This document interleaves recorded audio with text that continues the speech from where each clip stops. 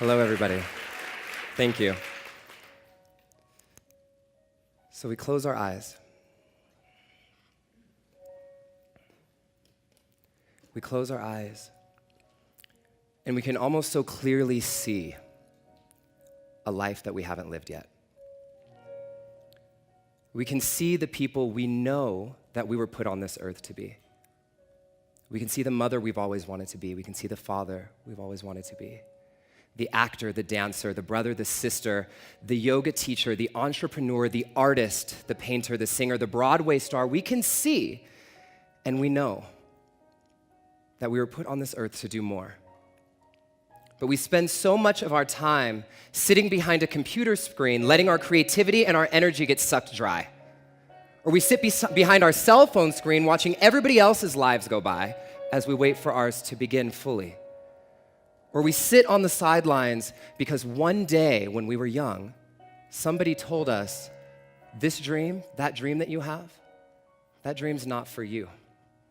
It's not for you because you're too fat, because you're too old, because you're too ugly, because you're too gay, because you're not good enough, because you're too black, for all these reasons, and they just tell us, don't.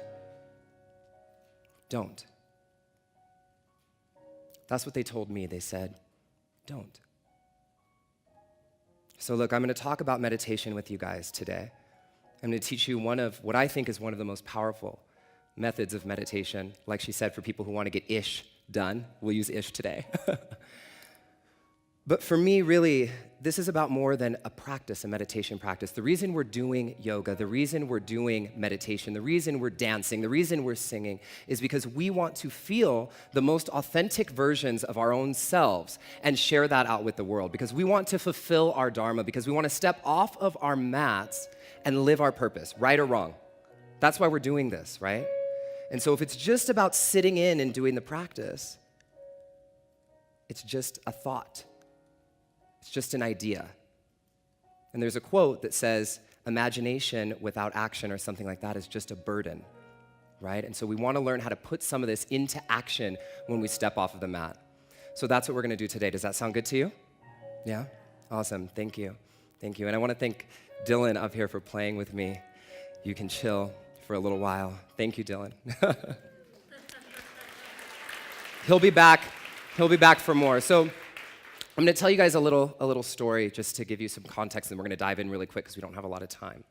So when I was a little kid, as far back as I can even possibly remember, I've always loved performing and singing and dancing and all those kinds of things. So when I was a kid, when I was about 6 years old, my mom had this huge birthday party coming up, and I have a huge family. There's like 30 or 40 people going to come for her big birthday, and me and my little sister, we planned this big performance to a Mariah Carey song. You guys know her, right? You've heard of her before. Yeah, so anyway, we planned this big performance to this Mariah Carey song. We had rehearsed for weeks at my grandma's house. We had costumes, we put makeup, we did all this stuff, so it was time. It was the day of the birthday party. And you know how little kids do? We say, okay, everybody sit down, we have a surprise. And we got everybody to sit down, everybody's looking, we turn on the music, and it was that song Fantasy by Mariah Carey. Oh, when you walk by every night. You guys know that song? So we got about that far through the song, and then my stepdad jumped out of his chair, picked me up, took me into my room, slammed the door, threw me down, and said, you will never do that shit again. Boys don't do that. Faggots do that. I better never see you do that again. That's what he said. And it was right there in that moment that I completely shut down my voice at 6. I remember it like it was yesterday. I still shake when I tell the story, and I've told it 1,000 times. And we all have these things. We all have the things that somebody has told us or that we've adopted in our minds that stop us from really stepping into our full power and stepping into our full potential. There's stories. Many of us have spent thousands of dollars on therapy on these things, right? And so, you know, for me, it took me years of therapy and years of this to get to this point. We're gonna do some music later. I just finished my first album, music videos. Thank you. But it's taken me years to really get to this point from shutting down. It wasn't just my voice, but all I knew at 6 was something that was so true and real to me was wrong. And I better never do it again. And it took me years to uncover and get to this point to be able to do this in front of you today. And one of the things that was the most powerful, more than therapy, more than any ceremony, more than any book that I ever read, was meditating on my own, with no one else helping me, okay, other than my teacher who taught me, obviously, how to meditate. And his name's Loren Roche. Many of you guys may have heard of him. He wrote the Radiant Sutras. So I did about a really intensive study with him. And he has a style of meditation that we call active meditation. And, you know, for me, what this type of meditation did is it took me from being somebody who tried to meditate all the time to somebody who really meditated, like for real. And I have to every morning. Otherwise, I feel like, oh my God, help me. You know, it's like if you don't have your coffee in the morning, those of you who drink coffee, it's like that if I don't meditate. And so this style of meditation took me from that place to this. And also in that process, I started meditating consistently, almost never missing a day, about 3.5 years ago. And it was literally in that process that I went from somebody who had never recorded a song in a studio, who had never done anything, to right now discussing record deals and publishing agents with a major album release coming in September. And it was literally from that process. So I'm going to teach you guys a little bit about that today. Does that sound like a good idea? Yeah? Okay, cool. Awesome. So how many of you have tried to meditate before at least once? Raise your hand. Great, everybody. How many of you, when you feel like you're sitting down to meditate, you feel like you're punishing yourselves a little bit? You can be totally honest with me, okay? Like it's like a chore, right? I'll ask another question. How many of you feel like when you meditate that it's a delight? Like you love meditating as much as you love like eating ice cream or, you know, anything else, yeah? Okay, so a few of you, that's great. That's where we wanna be, okay? And I wanna get the rest of the room as close to that as we can today. Now, we only have a short amount of time and a lot of Q&A, so I'm gonna give you as much as I can in this session. But I think you guys may have saw Mike and Jen outside. For anything that you guys wanna know, we have a free ebook, everything I'm talking about today. You guys can all get for free an entire guide if we don't cover everything. Okay, and it's on my website, justinmichaelwilliams.com, or on your phone, you can text Meditation 101 to the number 44222, okay? And you get that whole thing for free right away. So anyways, to continue moving, meditation, as most of us learn it, okay, as most of us have been taught it in our classes and from our teachers, derives from a style of meditation that's called monastic meditation. Monks meditating in caves a very long time ago. Most of them were men, right? And just to give you a really brief history moment of this, these monks, what they had to do to become monks was leave their families, let go of all of their possessions, and try their hardest not to feel connected or attached to anything at all other than themselves and their connection with Source. Nothing. Even hunger. Okay, they needed to disconnect a lot of times from being hungry or from being thirsty, to sit in a cave for many days at a time meditating. I'm sorry, that sounds absolutely miserable. Right? Honestly. Okay, so the style of meditation that a lot of us have been learning, it comes from that. And what's happening is it's actually completely snipping and damaging our nervous systems. We do not need to be disconnected from everything. We don't. In fact, we need to be more connected to everything. Yoga means what? Union. One of the definitions, one of like the 25 definitions, but it means union, right? And so for me, the practice of meditation is about creating union with everything that's going on in my life, with all of my emotions, with my entire to-do list, with everyone in my life, not disconnecting from them. And so the practices that a lot of us have been learning that feel like church, where you have to like sit in the pew and like not move, right? Otherwise your grandma's gonna hit you or something like that, right? That style of meditation is actually really damaging for us. That's why sometimes, and I know you guys have seen this, you've seen those people who've been meditating for like 15 years and they're walking around like kind of spacey, like they're so like not here because they're in the moment. What moment, right? So what I wanna tell you guys is active meditation is about being fully present and bringing all of this together. Okay, and the monastic style meditation, it's not that it's wrong, it's that its purpose for these monks was to disconnect them from all of their emotions and their entire past and everyone around them. That was the purpose of it, and that's what it's made to do. And so we don't want to do that, okay? So I want to talk about a couple of myths of meditation. And in the ebook, there's about 10 of them, but I'm going to cover 3 right now for time. So the first one is that you have to sit still and sit cross-legged when you're meditating, okay? Myth. For most of us, I'm sorry, for me, that is so uncomfortable.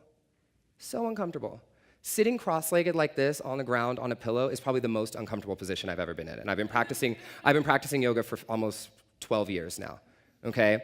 It's not comfortable. If your body is not comfortable, your mind does what automatically? Tries to make you move to be comfortable. So that's why when you guys are sitting in meditation and you're like, oh, my back hurts, but I don't want to touch it because I shouldn't move because I'm meditating and I'm not supposed to move it. Wait, shoot, I'm thinking now and now I'm not supposed to think.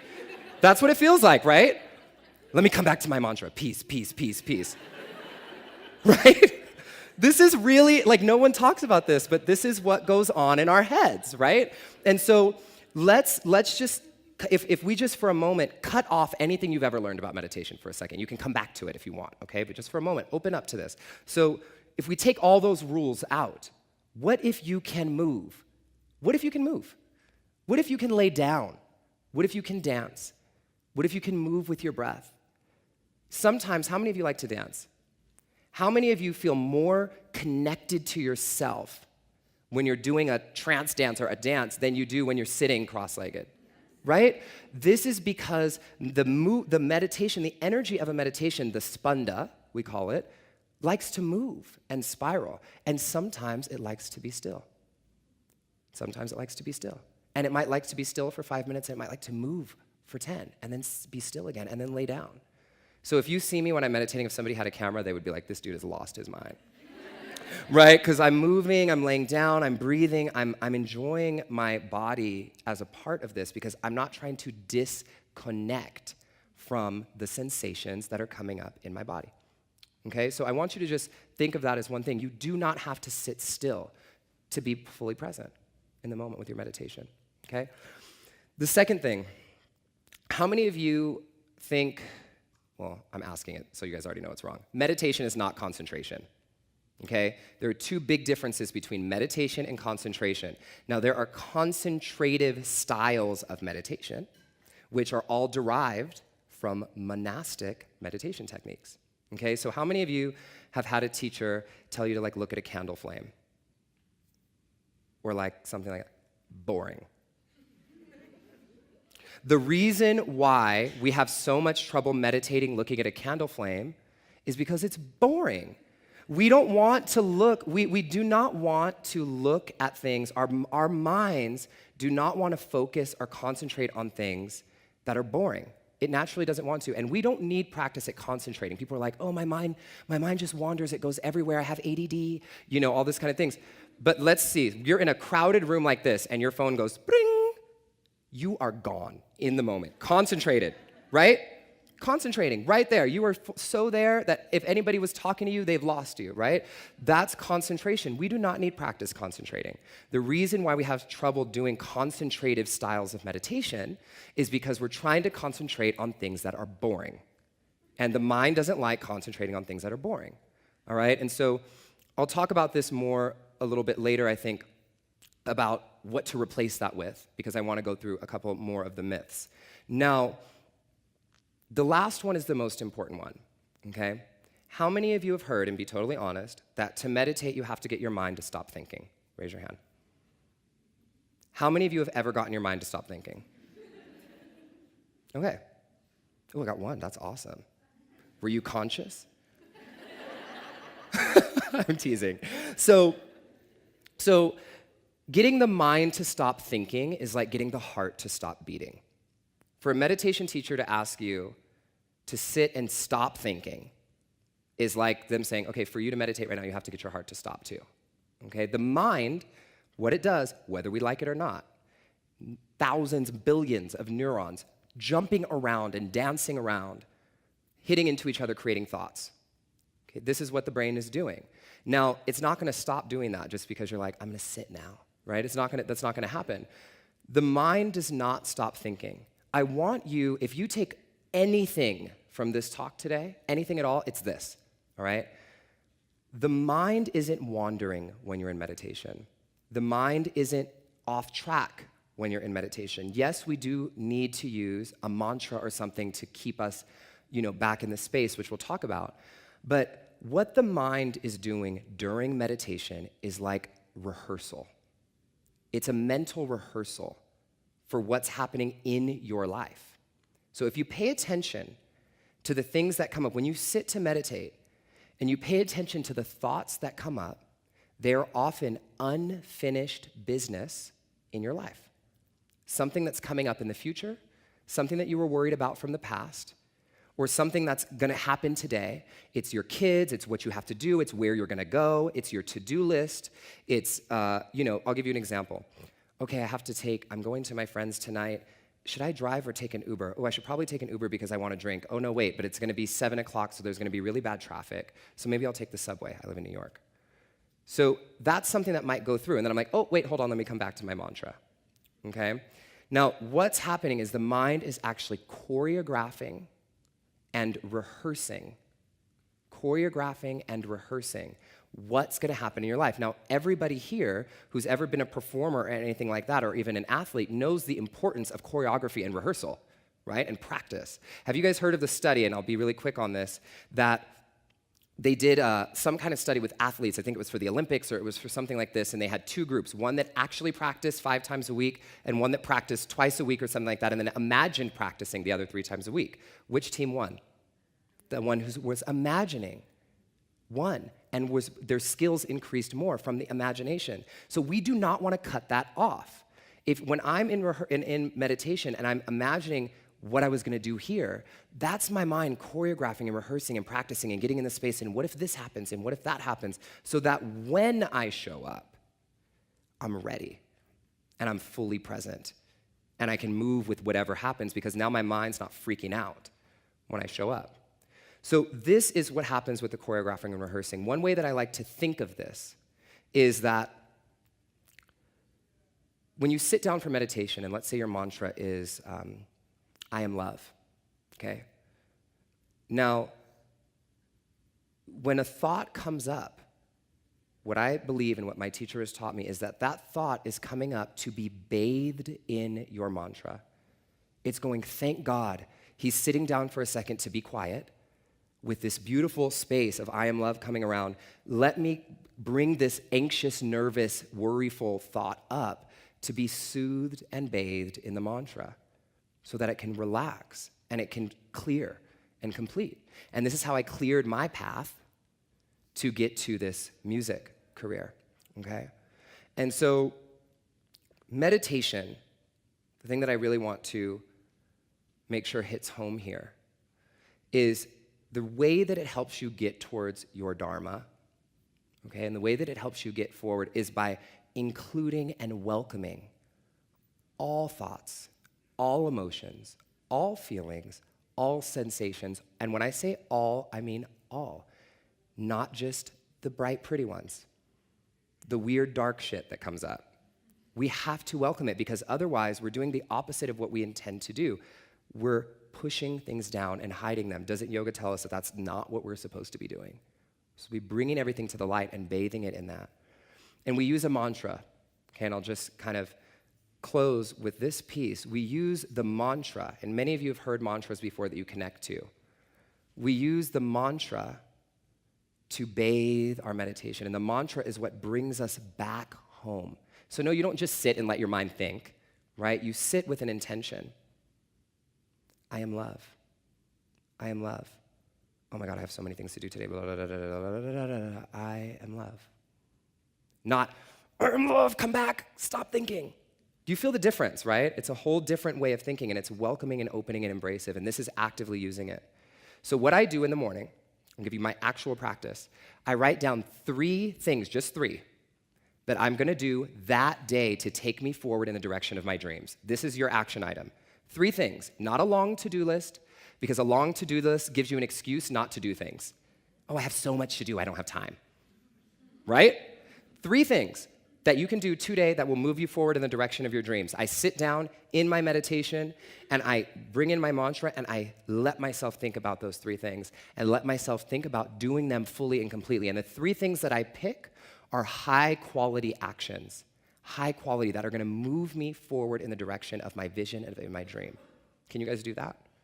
Yeah?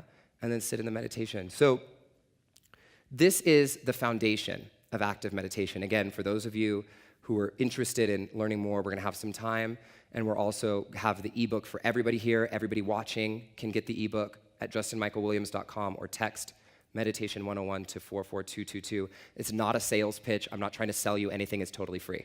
I just want to help you, okay? So thank you very much for your time, and we will work on this meditation practice together. Namaste.